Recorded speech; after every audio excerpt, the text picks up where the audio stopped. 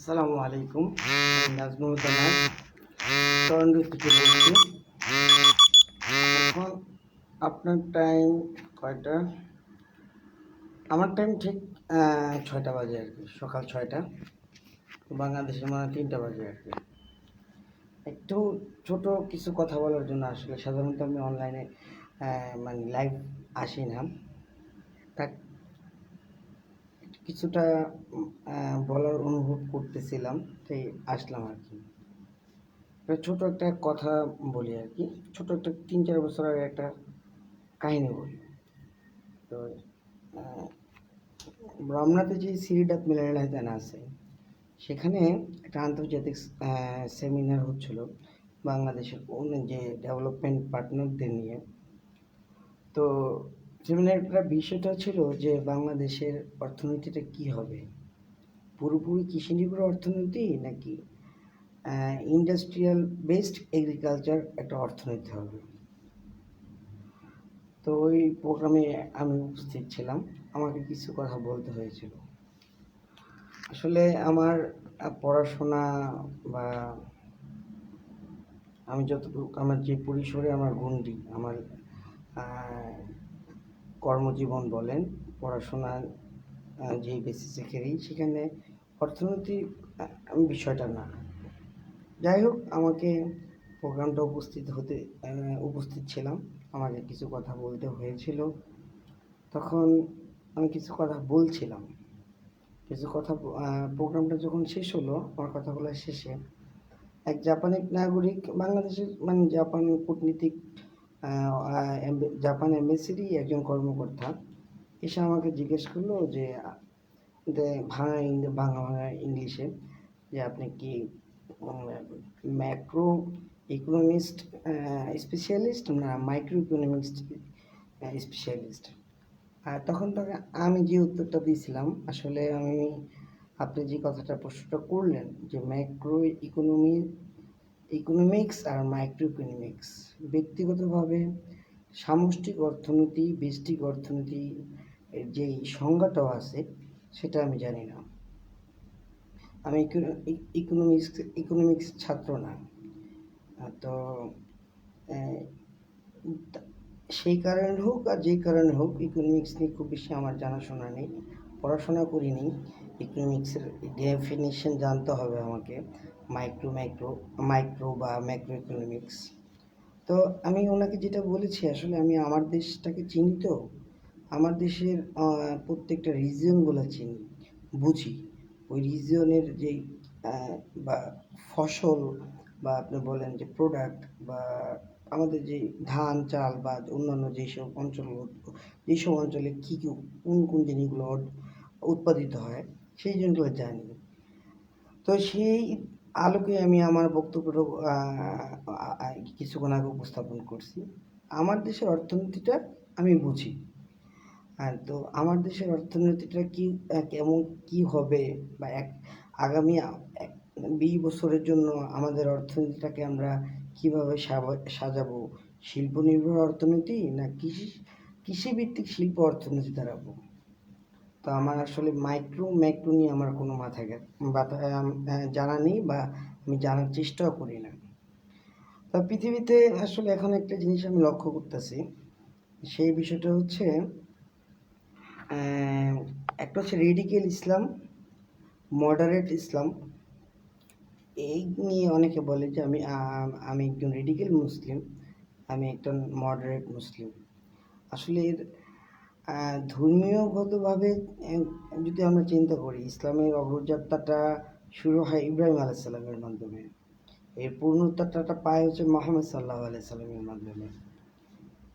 কোরআনে আল্লাহ তাআলা স্পষ্টভাবে বলেছেন, আমি তোমাদেরকে মানে মধ্যম হিসাবে তৈরি করছি। সেই অনুসারে ইসলামটা হচ্ছে খুব বেশি উদার বলা যাবে না, অনেক জায়গায় উদার, অনেক জায়গায় কঠোর, মধ্যম একটা পজিশন। আর ইসলামের এমন একটা বিষয়, ইসলামটা হচ্ছে প্র্যাকটিসিং জিনিস। আপনাকে মুসলিম হতে হলে প্রতিটা মুহূর্তকে প্র্যাকটিস করতে হবে। আপনি যখন নামাজ পড়তে যাবেন, আপনাকে শয়তান তখন অসওয়াসা দিবে নামাজ না পড়ার জন্য। ওই সময় আপনাকে শয়তানের বিরুদ্ধে সংগ্রাম করতে হবে।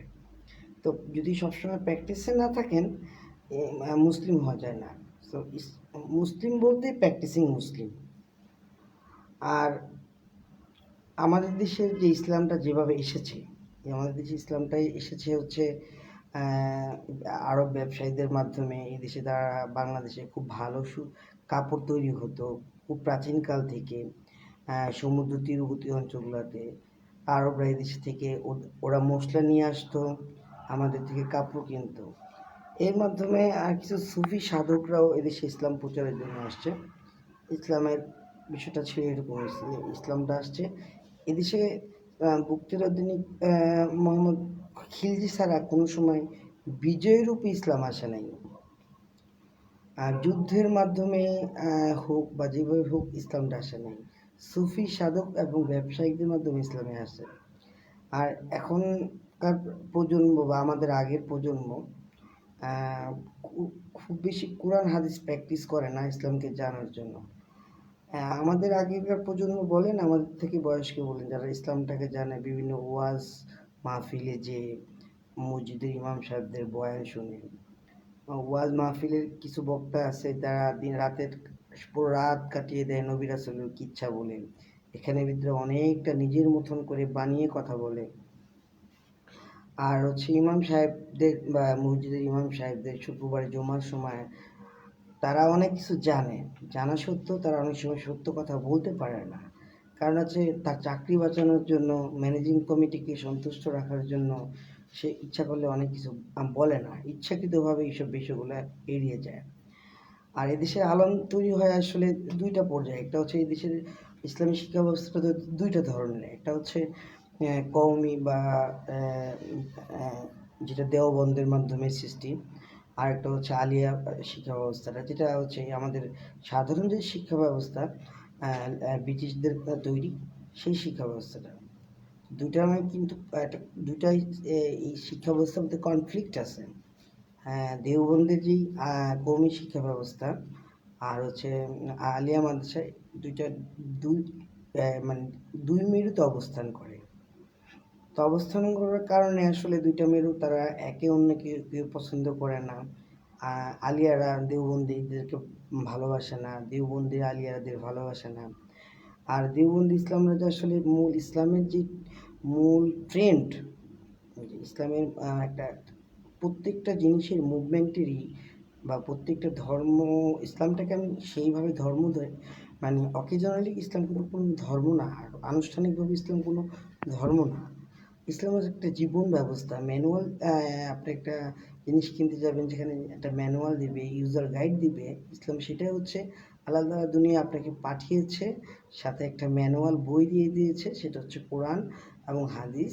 সেইভাবে আপনি কীভাবে আপনি প্রত্যেকটা মুহূর্ত কাটাবেন সেরকম।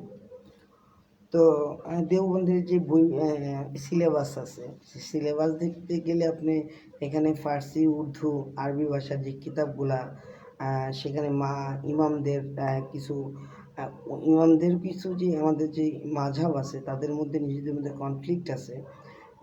এই কনফ্লিক্টের মধ্যেও এই দেওবন্দি মাদ্রাসার লোকেরা ইসলামের মূল ট্রেন্ডটা বোঝে না। ইসলামের মূল ট্রেন্ডটা কি? আসলে ইসলামের মূল ট্রেন্ডটা হচ্ছে আপনি যদি মদিনার সনদ পড়ে থাকেন, সেটা ইসলামের মূল ট্রেন্ড। ইসলামের মূল ট্রেন্ড হচ্ছে রাষ্ট্র ক্ষমতায় যাওয়া, আল্লাহর জমিনে আল্লাহর দ্বীনকে প্রতিষ্ঠা করা। তার মানে এই না, হ্যাঁ, নির্বাচন বর্জন করে অস্ত্র তুলে নিব, সশস্ত্র সংগ্রাম করে দেশের সরকারকে হটিয়ে দেব, ইসলাম কায়েম করব। ইসলাম এইভাবে আসে নাই, বরঞ্চ যে দেশে যেটা যেই সিস্টেম প্রচলিত আছে ক্ষমতা পরিবর্তনের জন্য, সেই সিস্টেমে থেকেই নিজেদের আদর্শকে মানুষের কাছে প্রচার করে সেখানে যাওয়া। এটা হচ্ছে বেসিক ইসলামিক ট্রেন্ড। এই দুই ট্রেন্ড থেকেই ইসলামী শিক্ষা, এই দেশের যে দুই ধারার ইসলামী শিক্ষা ব্যবস্থা আছে, একটা হচ্ছে আলিয়া, কওমি, এরা নাই। আর হচ্ছে ওয়াজ করে, সারা রাত ব্যাপী ওয়াজ করে, দেখা যাচ্ছে 3টা 4টা পর্যন্ত ওয়াজ করে মানুষ। যারা ওয়াজ করে টাকার বিনিময়ে, তারা খুব সুন্দরভাবে কথা বলতে পারে, খুব সুরেলা কণ্ঠে কথা বলতে পারে। তো তাদের কথার জাদুতে রাত 3টা 4টা পর্যন্ত জেগে থাকে, তারপরে বাসায় যায় রেস্ট নেয়, ফজর কাজা করে। সবাই না, কিছু লোক। তো আমি যেটা বলতে চাচ্ছি, আজকে একটা ঘটনা ঘটছে, একটা মানে আমি আসলে তাকে চিনি না। যতটুকু ইউটিউবে আসলে আমি খুব বেশি যাই না, ওয়াজ তো শোনা হয় না। আমি ইসলামকে জানার জন্য আমি যেই জিনিসটা করি সেটা হচ্ছে, আমার কাছে কোরআন হাদিসে, আমার কাছে হাদিস আছে, ইসলামী স্কলারদের বইগুলো আছে। আমি সেই মাধ্যমেই ইসলামকেটাকে জানার চেষ্টা করি। তো রফিকুল ইসলাম মাদানি নাকি জানি, ওনাকে গ্রেফতার করা হয়েছে। এই সম্পর্কে আইন শৃঙ্খলা বাহিনীও তাদের একটা মতামত, একটা প্রেস রিলিজ দিছে। একটা কথা আমার কাছে খুব খারাপ লাগে, যার কারণে আমি আজকে লাইভে আসলাম, যে ওইখানে র্যাব তাকে গ্রেফতার করছে এবং তার ফোনে পর্নোগ্রাফি পাওয়া গেছে। মানে ফ্র্যাঙ্কলি স্পিকিং, পর্নোগ্রাফি আমিও দেখছি আমার জীবনে। এবং কি সিনেমা হলে আমি যেহেতু ছোট থেকে বড় হয়েছি নারায়ণগঞ্জে, সিদ্ধিরগঞ্জে। আমাদের এখানে একটা ইংলিশ সিনেমা মানে এখন আমদানি বন্ধ হয়ে গেছে, তখন ছিল সিনেমা হলটা, এক টিকিটে 2 ছবি, যে সিনেমার বিষয়টা ছিল না, ওই সিনেমাও আমি দেখছি। পর্নোগ্রাফি আমি হয়তো বা এখন দেখি না, পর্নোগ্রাফির বিরুদ্ধে বরং যা লেখালেখি করি বিভিন্ন ব্লগে, যে এটা পর্নোগ্রাফির মাধ্যমে মানুষকে র্যাপিস্ট করে, পর্নোগ্রাফির মাধ্যমে এটা এটা একটা রোগের সৃষ্টি করে, বিকৃতি মস্তিষ্কের সৃষ্টি করে, এবং এটা মদ্যপানের থেকেও মারাত্মক পরিমাণ খারাপ। আর রফিকুল ইসলাম মাদানির ফোনে বিভিন্ন রকম পর্ন ভিডিও পাওয়া গেছে, বিষয়টা আমার কাছে হাস্যকর লাগলো। এই তথ্য প্রযুক্তির যুগে আমার ছোট ভাই, আমার থেকে 13 বছরের ছোট, সেও তার ফোনে কোনো ভিডিও রেকর্ড করে রাখবে না, মানে ডাউনলোড করে কোনো যদি পর্নোগ্রাফি দেখতে চায় ডাউনলোড করে রাখবে না। 1 নম্বর হচ্ছে লাইভ স্ট্রিমিং, অনেক পর্ন সাইট আছে। যদিও এই সরকার কিছু পর্ন সাইটকে ব্লক করছে, কিন্তু ভিপিএন ব্যবহার করে, ভিপিএন এর বিষয়টা স্কুলে 7-8 পড়ুয়া ছেলেরা জানে কোন সাইটে ঢুকতে পারে। আপনি যদি এখন তো এই দেশে সাইবার ক্যাফের খুব ভালো ব্যবসা জমজমাট নাই। ফার্ম গেটে মনে হয় কিছু সাইবার ক্যাফে আছে, আমি জানি না বর্তমান পরিস্থিতি। ওই সাইবার ক্যাফেগুলোতে যদি যান, এই সাইবার ক্যাফের মূল ক্লায়েন্ট থাকে হচ্ছে কওমি মাদ্রাসা পড়ুয়া ছেলেগুলা, যারা, আর স্কুল কলেজের কিছু মেয়ে। একটা ছেলে ইন্টারমিডিয়েটে পড়ে, তার গার্লফ্রেন্ডকে নিয়ে ছোট ছোট মানে কামরা করা থাকে, খুব ঘেরা, সেখানে বসে দুইজন পর্নোগ্রাফি দেখে। আর কওমি মাদ্রাসার ছেলেরা, যারা বিভিন্ন পর্ন সাইটগুলো আছে, সেই সাইটগুলো থেকে পর্নোগ্রাফি দেখে। আর আরেকটা জিনিস হচ্ছে, যদি আপনাকে পর্নোগ্রাফি দেখতেই হয়, মানে মানুষ নিজের ফোনে এইচডি কার্ডে মাইক্রো স্লটে রেকর্ড রাখে না ফোন। এখন ক্লাউডের যুগে, এই এই যুগটা চলতেছে ক্লাউডিং যুগ।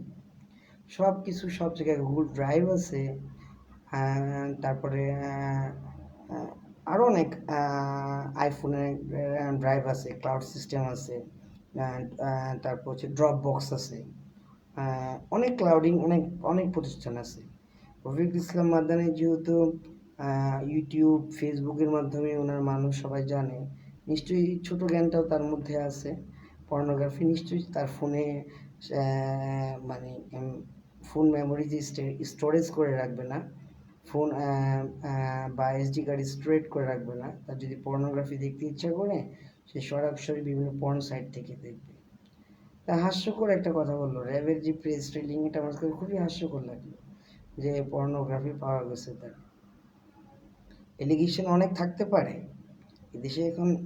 আর ইসলামের কথা বলে যারা বলে, ইসলামের আঘাতটা আসে প্রথম রাষ্ট্র থেকে। আমি জানি না রফিকুল ইসলাম মাদানি বা বর্তমানে মামুনুল হকরা ইসলামিক মূল ট্রেন্ডে আছে কি না, তাদের বিরুদ্ধে যে বর্তমানে নারী গঠিত অভিযোগগুলো চলতেছে, এই সত্য তো আমি জানি না, জানতে চাই না, কারণ আমার তাদের প্রতি কোনো ইন্টারেস্ট নাই। তো কিন্তু ইসলামের বিরুদ্ধে ষড়যন্ত্র যুগ যুগ ধরে ছিল, এখনও আছে, চলছে, চলবে। এবং নারী সেই সালাউদ্দিন আইয়ুবী বা এর পূর্ব যুগেও ইসলামকে কলঙ্কিত করার চেষ্টা করা হয়েছে নারী দ্বারাই। তো বর্তমান বিশ্বে তথ্য প্রযুক্তির অবাধ দুনিয়ায় ক্লাউড বা বিভিন্ন ওয়েবসাইট, পর্ন ওয়েবসাইট, এটা কোনো আহামরি জিনিস না, মানুষ জানবে না। এর জন্য এটা জানার জন্য রকেট সায়েন্টিস্ট হতে হয় না, এটা জানার জন্য প্রোগ্রামার হতে হয় না। যে কেউ কোনো একটা ব্রাউজারে গিয়ে সাইটের নাম লিখলে অনেক সাইটের লিঙ্ক পাওয়া যায়। তো আমি আশা করব আমাদের দেশের যে স্টেক হোল্ডার আছে, ডিসিশন মেকার আছে, বা টেলিভিশন চ্যানেলের সাথে বিভিন্ন অপরাধ কর্ম হলে যারা ব্রিফ করে, তাদেরকে জনগণকে বোকা ভাববেন না। আপনারা যদি জনগণকে বোকা ভাববেন, ভুল করবেন। এদেশের জনগণ এতটাই বোকা না যে আপনি বলছেন যে রফিকুল ইসলাম মাদানির ফোনে পর্নোগ্রাফি পাওয়া গেছে, তারা বিশ্বাস করবে, তারা হাসবে। তাদের হাতে ক্ষমতা নাই আপনাকে উৎখাত করার। আপনার কাছে অস্ত্র আছে আর তাদের কাছে অস্ত্র নাই। কিন্তু জীবনের একটা দিন কিন্তু তাদের হাতে আসবে। আপনারা সাদ্দামকে দেখছেন, গাদ্দাফিকে দেখছেন, তাদের পতন দেখছেন। সাদ্দাম প্রথম দিন ক্ষমতা গ্রহণ করে আকাশে গুলি নিক্ষেপ করে বলছে আমি আল্লাহকে মেরে ফেললাম। সেই সাদ্দামের পতন কিভাবে হয়েছে আপনারা দেখছেন, খুব বেশি দিন আগের ঘটনা না। তো খুব মানে আত্মসন্তুষ্টিতে ভুগিয়ে না যে আমি এই কথা বললাম যে রফিকুল ইসলাম মাদানিতে পর্নোগ্রাফি আছে, এই দেশে মানুষ ছি করবে, মানুষ মানে তাকে ধিক্কার দিবে। রফিকুল ইসলামের মাধ্যমে কি টাইপের লোক বা কীরকম কোন রাজনৈতিক চিন্তাধারা আমি জানি না, কিন্তু অত ওয়াজ করে, কিছুটা হলেও তো ইসলামের উপকার করে, কিছু মানুষকে জানায়। এখন তার সাথে সরকারের ব্যক্তিগত কোন সমস্যা আছে বা আদৌ কোনো সরকারের সাথে কোনো লিয়াজু করে এদেশের যেই মূল ইসলামী ধারার রাজনীতিগুলো আছে তাদেরকে অ্যাবলিশ করার জন্য ডার্ক সাইটের এই লোকগুলাকে মানে সাথে চুক্তি করে গ্রেফতার করে ওদেরকে কোনো ভয় দেখানোর চেষ্টা চলতেছে কি না সেটা আমি জানি না। তবে প্রেসের সামনে এসে মানুষকে হাসাবেন না। আপনারা যদি স্ক্রিপ্ট লিখতে না পারেন, মানে একটা কিছু কথা বলতে না পারেন, এদেশে অনেক ভালো ভালো স্ক্রিপ্ট রাইটার আছে, এদেশের বিজ্ঞাপন অনেক এখন আন্তর্জাতিক মানের, এদেশের একক পর্বের নাটকগুলা খুবই উন্নত মানের, ভারতের থেকেও অনেক উন্নত মানের। আপনারা বিশেষ করে ফ্রিল্যান্সিংভাবে বিভিন্ন রকম এইসব ঘটনার জন্য এইসব স্ক্রিপ্ট রাইটারদেরকে হায়ার করতে পারেন। যে আমরা প্রেস রিলিজ যখন করব, প্রেস ব্রিফ যখন করব, তখন এর জন্য একটা প্রেস স্ক্রিপ্ট লিখে দেন, যাতে জনগণকে বিশ্বাস করাতে পারি। জনগণকে বোকা ভাববেন না, জনগণ বোকা ভাবলে আপনারাই বিপদে পড়বেন। জনগণ এতটা বোকা না, আর রফিকুল ইসলাম মাদানি এতটা বোকা না তার ফোনে স্টোরেজে সে পর্নোগ্রাফি রেখে দিবে। তো আশা করি হয়তোবা আমি এত জনপ্রিয় লোক না, আমি খুব ক্ষুদ্র মানের, খুব পড়াশোনাও আমার নেই, অনেক লোকের কাছে এই ভিডিও পৌঁছাবেও না। তবে আমার মেসেজটা হচ্ছে আপনারা জনগণকে বোকাবেন না। আর এদেশের ইসলামিস্টদের, যাদেরকে আমরা ইসলামিস্ট ভাবি, তাদেরকে তারা একটা প্ল্যাটফর্মে আসতে পারে না তাদের ইগো কারণে। এই ইগোটা ত্যাগ করতে হবে। এদেশের সবচেয়ে বড় ইসলামিক প্ল্যাটফর্ম যাদের হাতে আছে তাদের কাছে যান, তাদের কাছে যে বলেন আসেন একসাথে বসে শয়তানের যে পার্টি আছে, শয়তানের পার্টি বলতে শয়তান আল্লাহর জমিনে আল্লাহর দিনকে প্রতিষ্ঠা করতে যারা চায় না, তাদের জন্য যে রাজনৈতিক দলগুলো শয়তান তৈরি করে রাখছে তাদেরকে উৎখাত করি। আমি কারো নাম মেনশন করতেছি না, কোনো রাজনৈতিক দলের নাম মেনশন করলাম না, তাদেরকে উৎখাত করে তাদের বিরুদ্ধে আমরা আন্দোলন করি। আর যদি এই জিনিসটা আপনারা না করতে পারেন, শেষ বিচারের দিনে কোনো আলেম আলেমরা আরও বেশি আল্লাহর কাছে দায়বদ্ধতা থাকবেন। আপনাদের অ্যাকাউন্টেবিলিটি, লায়াবিলিটি অন্য সাধারণ মানুষের থেকে বেশি, কারণ আপনারা জানেন, জেনে কাজগুলো করতেছেন না, জেনে আপনাদের আসলে জনগণকে সম্পৃক্ত করে এবং জনগণের যে মৌলিক ডিমান্ডগুলো আছে এইগুলোও সম্পৃক্ত করে এদেশের মূল ইসলামিক যে প্ল্যাটফর্ম আছে তাদেরকে নিয়ে মাঠে নামেন সুন্দর সুশৃঙ্খলভাবে। কোনো এটার জন্য কোনো ধ্বংস করা দরকার নেই, আগুন ধরানোর দরকার নেই, লুটপাট করা দরকার নেই, গাছের ডাল ভাঙা দরকার নাই, কোনো বিল্ডিংয়ের ঢিল ছুটে ইট ভাঙা দরকার নাই। খুব শান্তিপূর্ণভাবে যদি আন্দোলন করেন, 6টা দিন রাস্তায় থাকেন, 6 দিন দরকার নেই, 3 দিন থাকেন, 3 দিন না 2 দিন থাকেন, দেখবেন এই দেশের সরকার মানে হাঁপাতে ভয় পেতে মানে মানে পলানোর পথ কিভাবে সেফ এক্সিট তৈরি করা যায় সেই চেষ্টা করবে। আর জনগণকে বোকা ভাবার কোনো কারণ নেই। আর ইসলামী ভাইরা আপনারা আরও উদার হন, আরও বেশি উদার হন। আপনাদের ইগোর কারণে আপনাদের নিজেদেরকে মনে করেন বেশি জানেন, এই আমিত্বর কারণে আজকে আপনাদের এই দশা।